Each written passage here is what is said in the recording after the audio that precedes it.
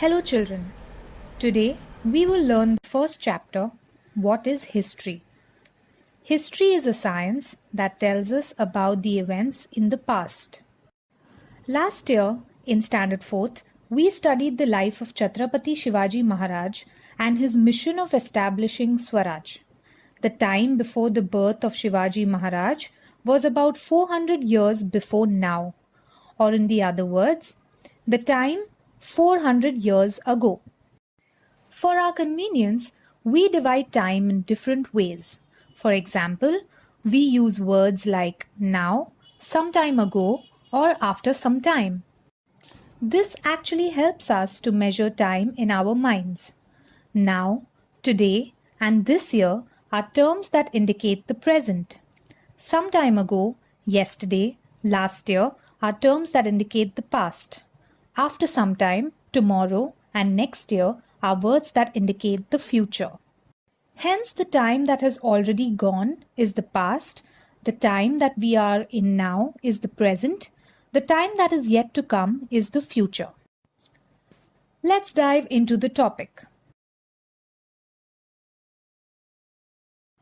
If you are 10 years old today, it means that the event of your birth happened 10 years ago in the past.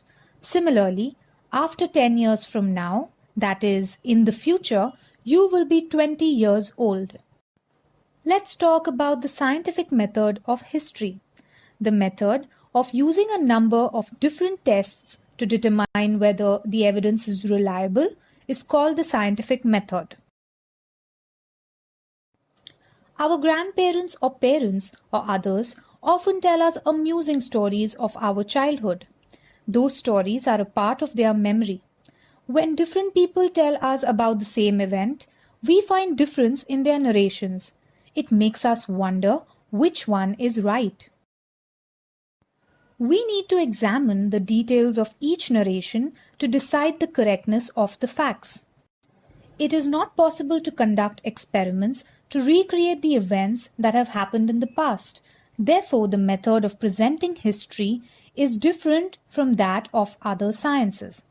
However, history uses the scientific method at every stage, namely, while looking for and collecting evidence, examining the evidence, and while putting it together. That is why history is considered to be a scientific discipline. Now let's look at the sources of history. The sources of history are of three types: material sources, written sources, and oral sources. Some examples of material sources are ancient objects, structures, sculptures, pots, and coins. The written sources would be books, inscriptions, biographies, letters, etc. Oral sources include folk songs, traditional songs, and folk tales. The study of history makes it possible for us to study what is and what is not favorable for the progress of human society. History thus provides us with guidelines about how we should behave today in order to shape a good future. History and us. Example: if the people of the village work together and help one another, the village makes good progress.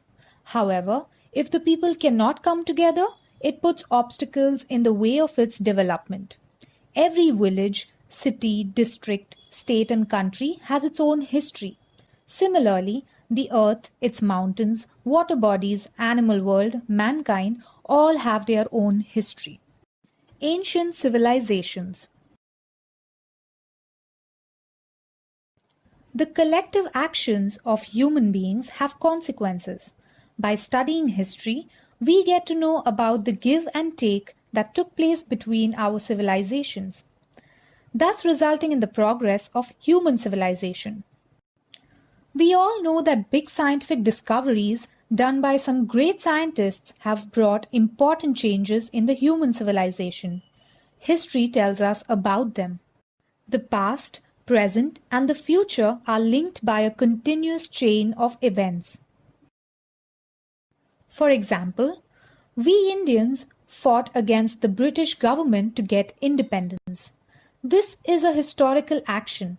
As a result, India became an independent nation on 15th August 1947. Hence, the events of today are linked with past actions. We learnt that man began to make tools from materials available in the nature, that he learned how to make use of fire, and that he invented the wheel. The next generation added to these developments. Technology developed further, hand in hand with the physical and intellectual development of man. This process is going on continuously even today. Understand that the inventions of today are only possible on the foundation of the discoveries and inventions of the past. Your assignment for today would be to answer the following questions. Thank you, children. We learned some very interesting concepts today. Please feel free to ask any questions you may have.